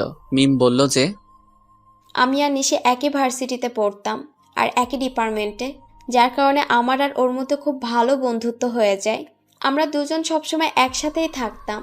একদিন আমি আর নিশি ভার্সিটির ক্যাম্পাসে বসেছিলাম, তখন একটা ছেলে এসে নিশিকে প্রপোজ করে, কিন্তু নিশি তাকে না বলে দেয়। আমি এর কারণ জানতে চাইলে নিশি জবাবে বলে যে তার ভালোবাসা শুধু তার বরের জন্য। তাই আমি নিশিকে আর কিছু জিজ্ঞেস করি নাই। তারপর কি হলো? ওই ছেলেটির নামই ছিল সাজিদ। কিন্তু নিশি মানা করার পরেও সে নিশির পিছু ছাড়ে নাই, তাকে প্রতিদিন বিরক্ত করত, কিন্তু নিশি কিছুই বলতো না। আর একদিন সাজিদ এসে হঠাৎ নিশির হাত চেপে ধরে এবং সেদিন নিশি আর সহ্য করতে না পেরে পুরো কলেজের সামনে সাজিদকে চড় মারে। কিন্তু সাজিদ সেদিন যাওয়ার আগে বলেছিল যে সে নিশিকে সুখে থাকতে দিবে না, আর আজ দেখুন তার কথাই সত্যি হলো। আমি এখন কি করব কিছুই বুঝতেছিলাম না, কারণ আমার যে করার মতো কিছুই নেই। আমি যে নিশির সাথে বড় অন্যায় করেছি। মিম কান্না থামিয়ে আমাকে বলল, আপনি কি জানেন আপনি যখন নিশিকে তাড়িয়ে দেন তখন তার পেটে আপনার সন্তান ছিল? মানে কি বলছো তুমি? হ্যাঁ, আমি ঠিকই বলছি। আপনি যখন ওকে অপমান করে তাড়িয়ে দেন তখন সে আপনার সন্তানের মা হতে যাচ্ছিল। আর এটা নিয়ে যে কতটা খুশি ছিল সেটা আপনাকে বলে বোঝানো যাবে না। সে আপনাকে বলার আগে আমায় ফোন দিয়েছিল আর বলেছিল যখন সে আপনাকে এই কথাটি বলবে তখন আপনার রিয়াকশন কেমন হবে, এটা ভেবেই সে খুশি ছিল। কিন্তু আপনি কি করলেন? মিম আর কিছু বলতে পারল না, তার আগেই কান্নায় ভেঙে পড়ল। মানে নিশির সন্তানের বাবা আমি, আর আমি তাকে কি না কি ভেবেছিলাম। আমিও প্রচুর কান্না করছিলাম। তখন মিম আমাকে বলল, এখন কান্না করে কি হবে? যা হওয়ার তা হয়ে গেছে, এখন আর এগুলো ভেবে কি করবেন? না, এখনো কিছু হয় নাই। তারপর আমি মিমকে নিশির কথা বললাম। সত্যি বলছেন? নিশি এখনো এই শহরেই থাকে? কিন্তু তোমাকে আমার জন্য একটা কাজ করতে হবে যাতে আমি আবার নিশিকে ফিরে পাই। কি করতে হবে আমায় বলুন। তারপর আমি মিমকে আমার প্ল্যান বলি আর সেও রাজি হয়ে যায়। তাই আমিও নিজের বাসায় চলে আসি। বাসায় আসার পর আম্মু আমাকে বলে, বাবা, মেয়েকে কি তোর পছন্দ হয়েছে? আম্মু আমি এই বিয়েটা করতে পারবো না। তুই কিন্তু আমায় কথা দিয়েছিস। আমি কেমন করে এই বিয়ে করব বলো? কেন করবি না শুনি? তারপর আমি নিশির কথা আর ওর আর আমার বাচ্চার কথা আম্মুকে বলি। তখন আম্মু কান্না শুরু করে দেয় আর বলে, আমার বৌমার নাতিকে কবে আনবি বাবা? খুব জলদি আনবো, তার আগে তোমার একটা কাজ করতে হবে। তারপর আমি আম্মুকে সবকিছু বুঝিয়ে উপরে চলে আসি। আমি রুমে এসে ভাবতে লাগি কিভাবে কি করব, নিশি কি আমায় ক্ষমা করবে নাকি করবে না। তখন আমার সাজিদের কথা মাথায় আসে। কেন সাজিদ এমনটা করলো সেটা তো আমার জানা দরকার। তাই আমি আমার ফ্রেন্ডদের ফোন দিই আর বলি এখনই আমার সাথে দেখা করতে, আর আমিও বেরিয়ে পড়ি। ইরে, এত জলদি দেখা করতে বললি? কোনো সমস্যা হয়েছে নাকি? বলছি, তার আগে রবি আর মিজানকে আসতে দে। কিছুক্ষণ পরে রবি আর মিজান চলে আসে আর আমি ওদেরকে মিমের বলা সকল কথা ওদেরকে খুলে বলি। সব শোনার পরে ওরা বলে, ভাবিকে রাজি করাতে পারবি বলে মনে হয় না। হয়তোবা, কিন্তু হাল ছাড়লে তো চলবে না। আর শোন, তোদের একটা কাজ করতে হবে। কি কাজ বল? সাজিদকে যেভাবেই হোক তোদের খুঁজে বার করতে হবে, আর এই নিয়ে সাজিদের ছবি। তারপর আমি ওদেরকে সাজিদের একটা ছবি দেই। ওকে, তোর কাজ হয়ে যাবে। তার আগে তুই ভাব, ভাবিকে কিভাবে ম্যানেজ করবি। ঠিক বলেছিস, কিছু তো একটা করতেই হবে। আচ্ছা তোরা এখন থাক, আমি একটা জায়গা থেকে আসতেছি। ওদের থেকে বিদায় নিয়ে আমি সোজা অফিসে চলে আসি। অবশ্য অফিসে আসার মূল উদ্দেশ্য হলো নিশির বাড়ির ঠিকানাটা নেওয়া, কারণ আমি ওর বাসার ঠিকানা জানি না। অফিসে আসার পরে আমি ম্যানেজারকে ফোন দিই আর অফিসে আসতে বলি। কিছুক্ষণ পরে ম্যানেজার অফিসে আসে আর বলে, স্যার, কোনো দরকারি কাজ আছে নাকি? না, তেমন কিছু দরকারি কাজ না, আমি শুধু নিশির বাসার ঠিকানা নেওয়ার জন্যই অফিসে এসেছি। ওকে স্যার, একটু ওয়েট করেন, আমি নিয়ে আসছি। তারপর ম্যানেজার আমাকে নিশির ঠিকানাটা দেয় আর আমি সেটা নিয়ে বেরিয়ে পড়ি। প্রায় আধা ঘন্টা ড্রাইভ করার পরে আমি নিশির বাসায় পৌঁছাই। দেন আমি ওর বাসায় কলিং বেলে চাপ দেই। কিছুক্ষণ পরে নিশি এসে দরজা খুলে দেয় আর আমি নিশিকে দেখেই হেসে ফেলি, কারণ সে সারা গায়ে ময়দা মেখে আছে। তখন নিশি বলে, এই আপনি পাগলের মতো হাসছেন কেন? আর এইখানে বা কি করছেন? বারে, নিজের বউয়ের বাসায় আসতে আবার কারো পারমিশন লাগে নাকি? মানে কে আপনার বউ? আর এসব কি বলছেন? আমার সামনে যে দাঁড়িয়ে আছে সে আমার বউ, বুঝেছেন? আর দেখি সাইড দেন, আমি ভেতরে ঢুকবো। আইসে আমি কারো বউ? আর 1 বছর আগে আমার ডিভোর্স হয়ে গেছে। তো কি হয়েছে, আমি আবার বিয়ে করব? কথা বলতে বলতে বাড়ির ভিতরে ঢুকে যায় আর তখনই দেখি একটা ফুটফুটে বাবু শুয়ে আছে। হয়তো এটাই আমার বাবু হবে। ওকে দেখার সাথে সাথে আমার চোখ দিয়ে পানি বেরিয়ে আসে। কি করছেন কি আপনি?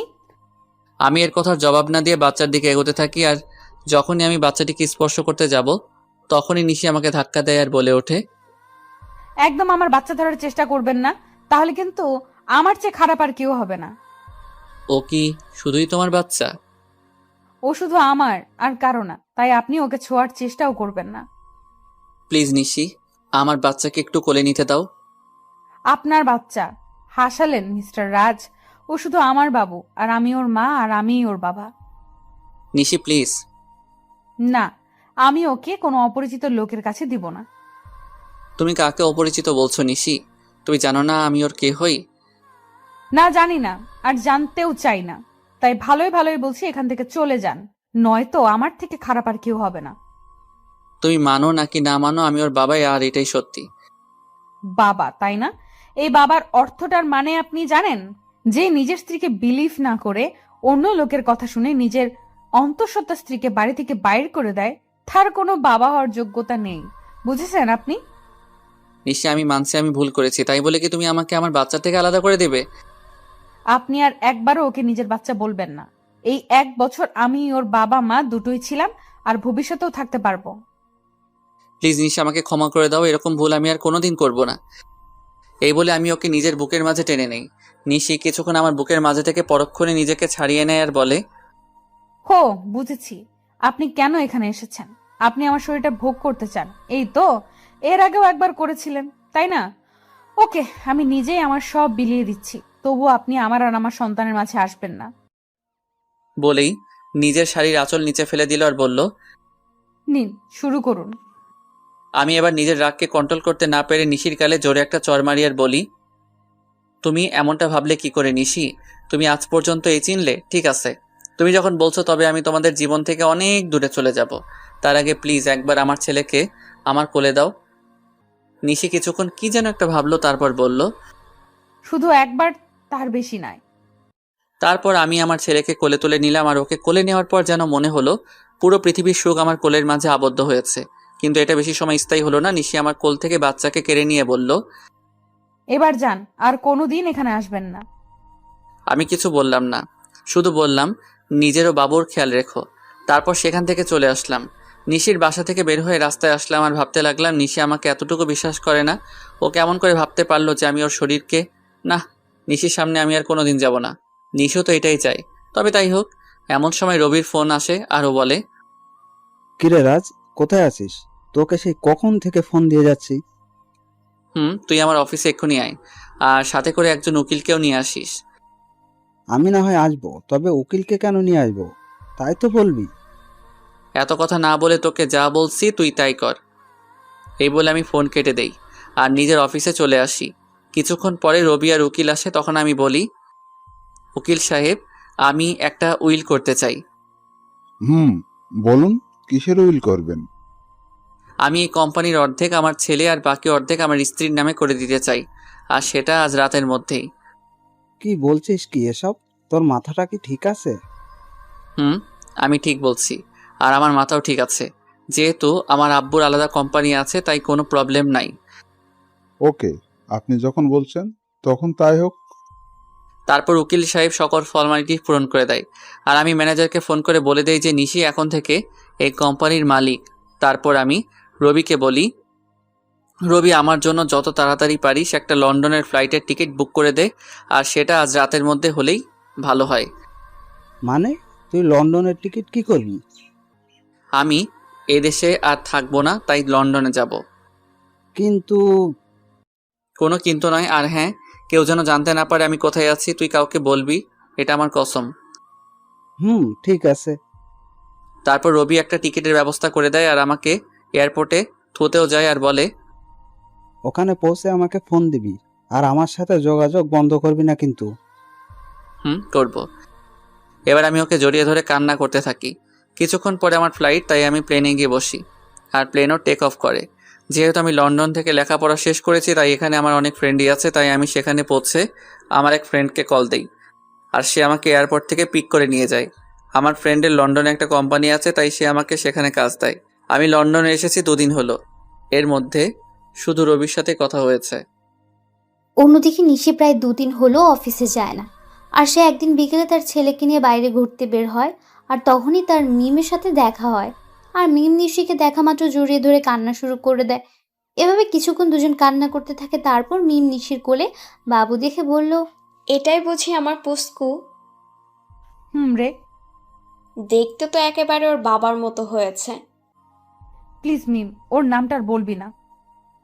কেন রে? তুই কিছুই জানিস না ও আমার সাথে কি করেছে। আমি সব জানি, রাজভাই আমাকে সব বলেছে। তারপর মিম নিশুকে সব সেদিনকার কথা খুলে বলল। সব কথা শুনে নিশিও কান্না শুরু করে দেয় আর বলে, আমি কিভাবে পারলাম ওর সাথে খারাপ ব্যবহার করতে? তাহলে কি সেদিন ও এই কথাটাই বলতে এসেছিল? তুই কি বলছিস? আমি কিছুই বুঝতে পারছি না। কাইন্ডলি একটু পরিষ্কার করে বলবি যে কার সাথে খারাপ ব্যবহার করেছিস? বলছি। তারপর নিশু সেদিন ঘটে যাওয়া ওর আর রাজের সকল ঘটনাগুলো বলে। সব কথা শোনার পরে মিম বলে, যা হওয়ার হয়ে গেছে, তুই কালকে গিয়ে রাজভাইয়ের কাছে মাপ চাইবি। ওকে আমায় মাফ করবে? অবশ্যই করবে। আর এখন বাড়িতে যা, কাল দেখা হচ্ছে। তারপর নিশি ও তার ছেলে বাড়িতে চলে আসে। বাড়িতে আসার পর থেকে নিশি অনেকটা খুশি, কারণ ভালোবাসার মানুষকে ফিরে পাওয়া। নিশি ভাবতে শুরু করে দিয়েছে কালকে কি হবে, কিন্তু নিশি হয়তো এটা জানে না যে কালকে তার জন্য কি অপেক্ষা করছে। পরের দিন সকালে নিশি একদম রাজের পছন্দ মতো সাজলো। নীল শাড়ি, নীল চুড়ি, হালকা মেকআপ, কিন্তু ঠোঁটে কোনো প্রকার লিপস্টিক দেয়নি, কারণ রাজ লিপস্টিক দেওয়া পছন্দ করে না। সাজগোজ শেষে নিশি নিজেকে নিজেই দেখে লজ্জা পাচ্ছে, কারণ আজ প্রায় 1 বছর পরে ও এরকমভাবে সাজলো। কিছুক্ষণ নিজেকে আয়নায় দেখার পরেই নিশি অফিসের উদ্দেশ্যে রওনা দেয়। অফিসে পৌঁছে নিশি অবাক হয়ে যায়, কারণ সবাই নিশিকে সালাম দিচ্ছে, কিন্তু এসব নিয়ে নিশির কোনো মাথা ব্যথা নেই। সে শুধু তার প্রিয় মানুষটির অপেক্ষা করতে লাগলো। নিশি অফিসে এসেছে প্রায় ঘন্টাখানেক হলো, কিন্তু এখনো রাজ আসেনি। তাই এবার নিশির বেশ চিন্তা হচ্ছে। তাই সে ম্যানেজারের কাছে যায় আর বলল, আচ্ছা, এখনো রাজ অফিসে আসে নাই কেন? রাজ স্যার তো গত 3 দিন ধরে অফিসে আসছে না ম্যাম। মানে অফিসে আসে না কেন? আর আপনি আমাকে ম্যাম কেন বলছেন? অফিসের বসকে ম্যাম বলবো না তো আর কি বলবো? কি বলছেন এসব? আর কে অফিসের বস? আপনি আমাদের অফিসের নতুন বস, আর এই অফিসটা আপনার ও আপনার ছেলের নামে রাজ স্যার লিখে দিয়ে গেছেন। মানে লিখে দিয়ে গেছে? কোথায় গেছে উনি? সেটা তো আমি জানি না, আর গত 3 দিন ধরে ওনার ফোনটাও বন্ধ দেখাচ্ছে। কি বলছেন এগুলো? ওনার ফোন বন্ধ দেখাচ্ছে মানে? আমি ঠিক বলছি। তারপর ম্যানেজার চলে গেল। ম্যানেজারের কথা শুনে নিশি ধপাস করে চেয়ারে বসে পড়লো আর ভাবতে লাগলো, তাহলে কে আবার রাজকে হারিয়ে ফেললো? না, এ হতে পারে না। রাজকে কিছুতেই হারাতে দেবে না সে। তারপর নিশি অফিস থেকে বের হয়ে গেল আর ওর বাসায় চলে গেল। বাসায় গিয়ে নিজের ছেলেকে নিয়ে রাজের বাসায় চলে আসলো। আর যেহেতু রাজের মা জানে যে নিশি আর রাজ একটা ছেলে আছে তাদের, তাই তিনি নিশিকে দেখা মাত্র কাছে টেনে নেন আর বললেন, কোথায় ছিলি মা এতদিন? আমাদের কথা কি একবারও মনে পড়েনি?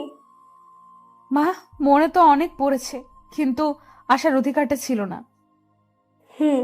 হয়েছে, আর বলতে হবে না। আর এটাই কি আমার দাদু ভাই? আম্মু। তারপর সবাই মেহমতকে নিয়ে ব্যস্ত হয়ে পড়লো। কিছুক্ষণ পর নিশি বলে, আম্মু, তোমার ছেলে কই গো? ও আমাকে অনেক জ্বালিয়েছে, আজ তার বদলা নেব। মানে রাজ তোর সাথে আসেনি? সে তো বলেছিল তোকে নিয়ে বাসায় আসবে, তাই আমি ওকে কোনো ফোন দিইনি। ও 3 দিন ধরে আমার সাথে দেখাই করে নাই, আর অফিসেও যায় নাই, তাই আমি মনে করলাম যে ও বাসায় আছে। এখন রাজের আম্মু কান্না করছে। তারা সবাই ভাবছে যে রাজ কোথায় গেল। অন্যদিকে রাজ লন্ডনে গিয়ে তার বন্ধুর বাসায় উঠেছে, আর আজ তার অফিসের প্রথম দিন, তাই সে অফিসের জন্য তৈরি হয়ে বের হবে। তারপর রাজ আর ইব্রাহিম, রাজের বন্ধু, অফিসের উদ্দেশ্যে রওনা দেয়। অফিসে পৌঁছে রাজ অবাক না হয়ে পারল না, কারণ আমাদের অফিসের বস হলো নীলা। সে আমাকে দেখা মাত্র আমায় এসে জড়িয়ে ধরে আর বলে, আরে রাজ, কেমন আছো তুমি? আলহামদুলিল্লাহ, ভালোই আছি। তুমি কেমন আছো? ভালো ছিলাম না, কিন্তু এখন থাকবো। মানে তুমি কি বললে বুঝতে পারলাম না। আমি বললাম যে আমিও ভালো আছি। তা আঙ্কেল আন্টি কেমন আছে? তারাও ভালোই আছে, যদিও আমি জানি না যে তারা কেমন আছে। তা কি মনে করে তোমাদের কোম্পানি ছেড়ে এখানে জয়েন করলে? এমনি গো, তেমন কিছু না। ওকে রাজ, তোমার সাথে পরে কথা হবে, এখন একটা মিটিং আছে তাই যেতে হবে। বাই। তারপর নীলা চলে গেল। এখন আপনারা হয়তো ভাবছেন নীলাকে আর আমি বা নীলাকে কেমন করে চিনি, তাই তো? তাহলে শুনুন, নীলা, আমি আর ইব্রাহিম একই সাথে পড়তাম, তাই আমি আর ওকে চিনি। আর আমি নীলাকে সবসময় নিজের বন্ধুই ভাবতাম, কিন্তু একদিন নীলা আমাকে এসে প্রপোজ করে, কিন্তু আমি এসব পছন্দ করতাম না, তাই আমি ওকে নিষেধ করে দেই। কিন্তু নীলা আমায় প্রতিদিন প্রপোজ করতে থাকে, তাই আমি তাকে বলি নেক্সট টাইম যদি সে আমায় প্রপোজ করে তাহলে আমি ওর সাথে আর বন্ধুত্ব রাখতে পারবো না। তাই সেদিনের পর থেকে নীলা আমায় আর প্রপোজ করে নাই। এর মধ্যে আমার লেখাপড়া শেষ হয়ে যায়। তারপর আমি দেশে ফিরে আসি, আর বাকিটুকু তো আপনারা জানেন। নীলা যাওয়ার পরে আমি ইব্রাহিমকে বলি, কিরে, এটা তো তোর কোম্পানি, তাহলে নীলা এখানকার বস কিভাবে? এটা আমার কোম্পানি, কিন্তু এর মালিক আমরা দুজন, আমি আর নীলা। তো তুই আমাকে আগে বলতে পারলি না যে এখানে নীলাও আছে? তাহলে আসছি না, তাই তো? এর জন্যই তো নীলার কথা আমি তোকে আগে বলি নাই। বেশ করেছিস। এখন এখান থেকে দূর হ, আমার কাজ আছে। তারপর আমি কাজ করতে শুরু করলাম। বিকালের আগে আমার সব কাজ শেষ হয়ে যায়, তাই আমি একটু অফিসের চারপাশটা ভালো করে ঘুরে দেখছিলাম। তখন পেছন থেকে কেউ আমার কাঁধে হাত রাখে। আমি তখন পেছনে ফিরে দেখি নীলা দাঁড়িয়ে আছে। এখানে দাঁড়িয়ে কি করছো রাজ? কিছু না, শুধু চারপাশের প্রকৃতি দেখছিলাম। ওহ, চলো আজ আমি আর তুমি দুজন একসাথে ডিনার করব। তা কি করে হয় বলো?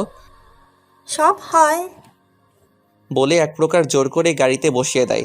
কিছুক্ষণ পর নীলা গাড়ি একটা রেস্টুরেন্টের সামনে দাঁড় করায়, আর আমরা সেখানে ডিনার শেষ করি। ডিনার করার সময় আমাদের অনেক কথাই হয়। তারপর নীলাই আমাকে বাড়িতে পৌঁছে দেয়।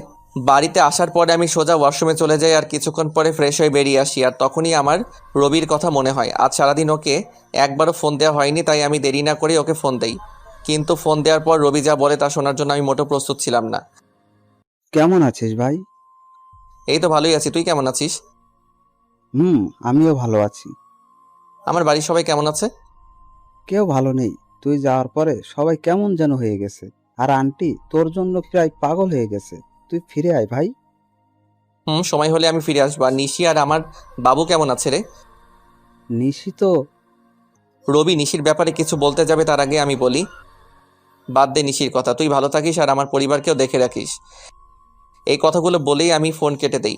সে রাতে আমার আর ঘুম আসলো না। পরের দিন থেকে আমি আবার নতুন জীবন শুরু করার ব্যর্থ চেষ্টা করি। সকালে ফ্রেশ হয়ে ইব্রাহিমের সাথে অফিসে চলে যাই। আর অফিসে পৌঁছে নীলা বলে, রাজ, কেমন আছো? এই তো ভালো, তুমি কেমন আছো নীলা? আমিও ভালো আছি। কাজের চাপ বেশি দেয়নি তো তোমায়? আরে না, এতটুকু কাজ করার অভ্যাস আমার আছে।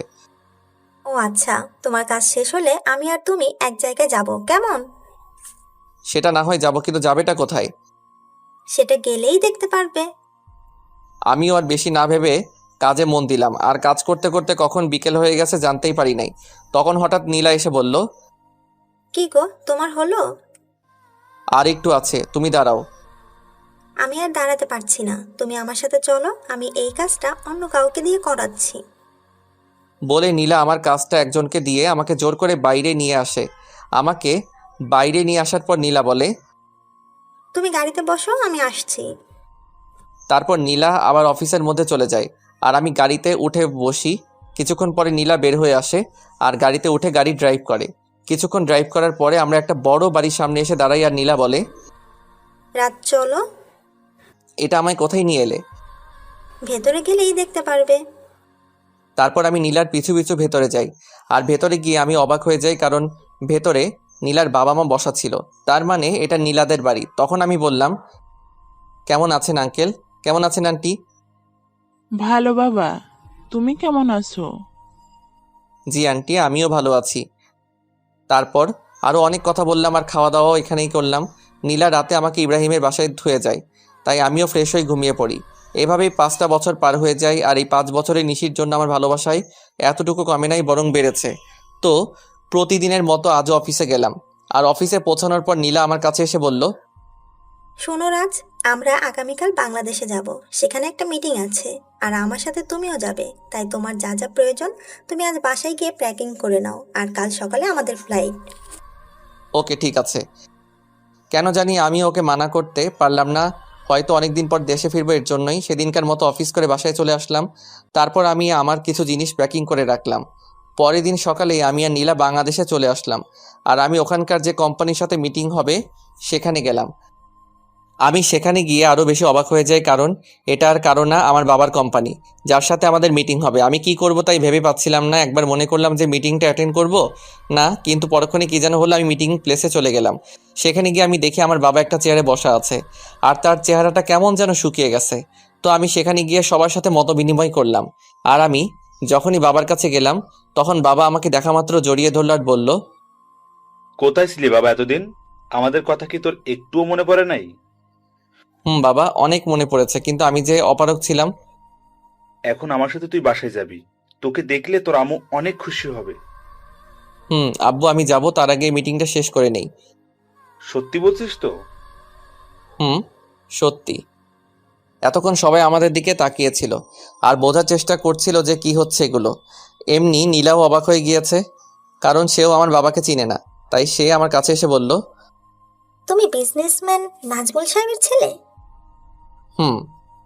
তুমি এত বড় বিজনেসম্যানের ছেলে হয়ে আমাদের কোম্পানিতে একজন সাধারণ স্টাফ হয়ে কাজ কেন করছিলে? এর একটা কারণ আছে যেটা তুমি জানো না। কি কারণ আছে রাজ? মিটিং শেষ হোক, তারপর না হয় বলি। ওকে, ঠিক আছে।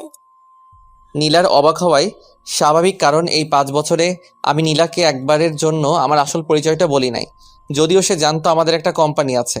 তারপর আমরা মিটিং শেষ করে বাহির হলাম, আর তখনই আমার চোখ গেল একটা বাচ্চার উপর। বয়স আর কত হবে, 5-6 বছর হয়তো, কিন্তু ওকে দেখে মনে হচ্ছে কতদিনের না চেনা। তাই আমি ওর কাছে যাই আর বলি, বাবা, তোমার নাম কি? কিন্তু ছেলেটা আমাকে অবাক করে দিয়ে পাপা বলে আমায় জড়ায় ধরে। কে তোমার পাপা? তুমি তো আমার পাপা, আমার মামুনি বলছে। আর জানো পাপা, তোমার জন্য আমার মামুনি প্রতিদিন কান্না করে। কে তোমার মামুনি বাবা? তখন ছেলেটি হাত দিয়ে একজনকে দেখিয়ে দেয়, আর সেটা আর কেউ না, সেটা হলো নিশি। মানে ছেলেটি আমার আর নিশি সন্তান। তার জন্য কি ওর জন্য এত টান অনুভব হইতেছিল, তখনই নিশি আমাদের সামনে চলে আসে। আর আমাকে দেখে সে খানিকটা স্তব্ধ হয়ে যায়, কিন্তু পরক্ষণে আমায় জড়িয়ে ধরে কান্না করে দেয়। কিন্তু তখন হঠাৎ নীলা কোথায় থেকে যেন চলে আসে, আর নিশিকে আমার বুকে দেখে ও নিশিকে তুলে ওর গালে 2টো চর বসায় দেয় আর বলে, এই মেয়ে, তোমার লজ্জা করে না অন্যের স্বামীকে জড়াই ধরতে? অন্যের স্বামী মানে? হ্যাঁ, তুমি যাকে জড়াই ধরছো সে আমার হাজবেন্ড হয়। ও সরি, আমায় ক্ষমা করে দিয়েন। আর মিস্টার রাজ, আপনার ছেলেকে দেখে রাখবেন। এই কথা বলে নিশি বাইরে দৌড় দিল। আমিও নিশির পিছু পিছু গেলাম, কিন্তু আমি যেতে একটু দেরি করে ফেলেছিলাম, কারণ নিশি একটা কারের হাতে ধাক্কা খেয়েছে আর ওর মাথা থেকে প্রচুর ব্লিডিং হচ্ছে। আমি কি করব কিছুই বুঝতে পারছিলাম না। আর বাইরে এসে দেখি নিশির মাথা থেকে প্রচুর ব্লিডিং হচ্ছে। আমি কি করব না করব কিছুই বুঝতে পারছিলাম না। আমার মনে হচ্ছিল যেন আমি আমার জীবনের সবচেয়ে মূল্যবান কিছু হারাতে যাচ্ছি। তাই আমি গিয়ে নিশিকে আমার কোলে তুলে নেই আর হসপিটালের দিকে দৌড়াতে শুরু করলাম। আর তখন কে যেন একটা কার নিয়ে এসে বলল উঠতে। তাই আমি দেরি না করে কারে উঠে বসি, আর কিছুক্ষণের মধ্যেই হসপিটালে পৌঁছে যাই। আর ডক্টররা নিশিকে নিয়ে ওটিতে চলে যায়। তাই আমি কারওয়ালাকে ধন্যবাদ দিতে যাই, আর গিয়ে দেখি সেটা আর অন্য কেউ না, আমার বন্ধু মামুন। আর মামুনকে দেখা মাত্র আমি কান্নায় ভেঙে পড়ি আর বলি, আমার নিশির কিছু হবে না তো? ওর যে কিছু হলে আমি বাঁচবো না রে। নিশির কিছু হবে না, আর তুই এভাবে ভেঙে পড়ছিস কেন? আজ আমার জন্য নিশির এই অবস্থা, কেন যে আমি আবার দেশে ফিরে আসলাম। এক থাপ্পড় দিব যদি আর একটিও বাজে কথা বলিস। আর নিশির কিচ্ছু হবে না, আর তুই এখানে শান্ত হয়ে বস। তারপর মামুন আমাকে এক জায়গায় বসিয়ে দেয় আর কোথায় যেন চলে যায়।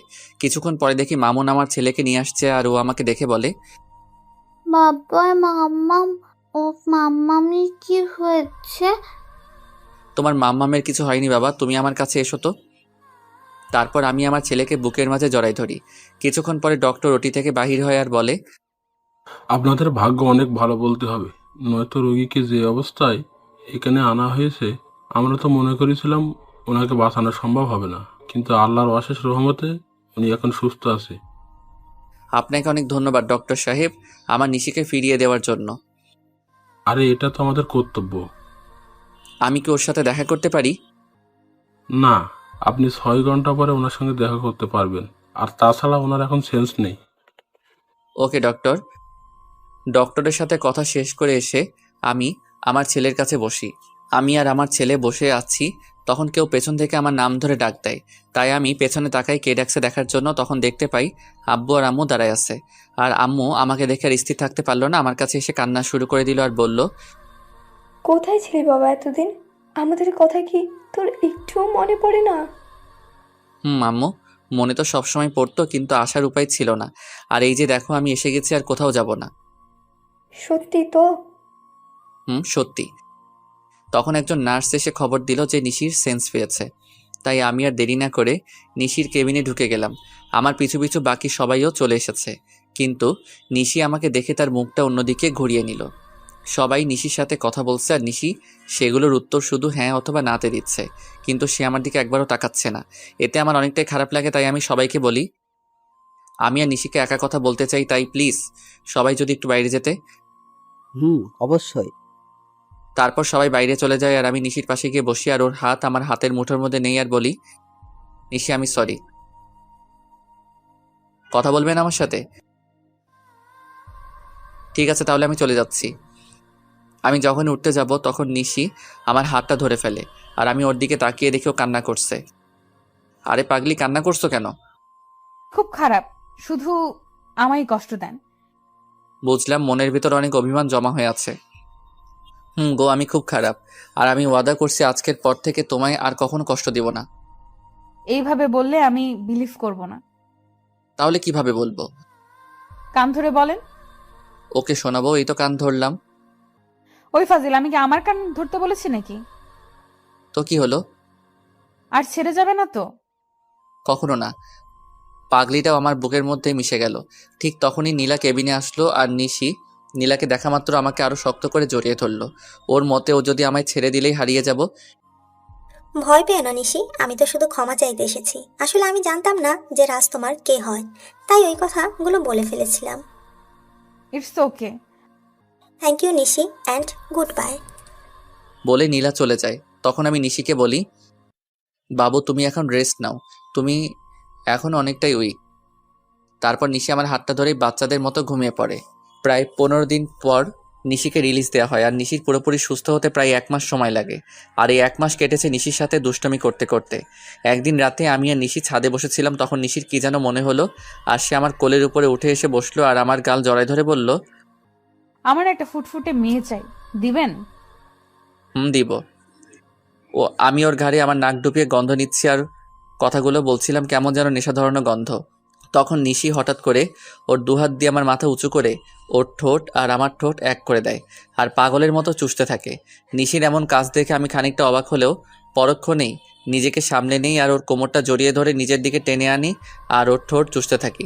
এভাবে প্রায় 10 মিনিট ছিলাম। তারপর আমি নিশির পাজাখোলা করে তুলে নিয়ে রুমের মধ্যে আসি, আর পা দিয়ে দরজাটা লাগিয়ে দিই। তারপর নিশিকে বিছানায় শুয়ে দিয়ে নিজের শার্টের বোতামগুলো খুলি, আর শার্টটা দূরে ছুঁড়ে মারি। তারপর নিশির ওপর উঠে ওর ঘাড় সহ সারা শরীরে কিস করি, সাথে হালকা কামড় দেই। ফলে নিশি হালকা চিৎকার করছিল। তারপর আমি আস্তে আস্তে নিশির ব্লাউজের হুক খুলি, আর নিশি আবেশ আমাকে জড়ায় ধরে। তারপর আর কমুনা, সবাই নিজে থেকেই বুঝে নেন গা।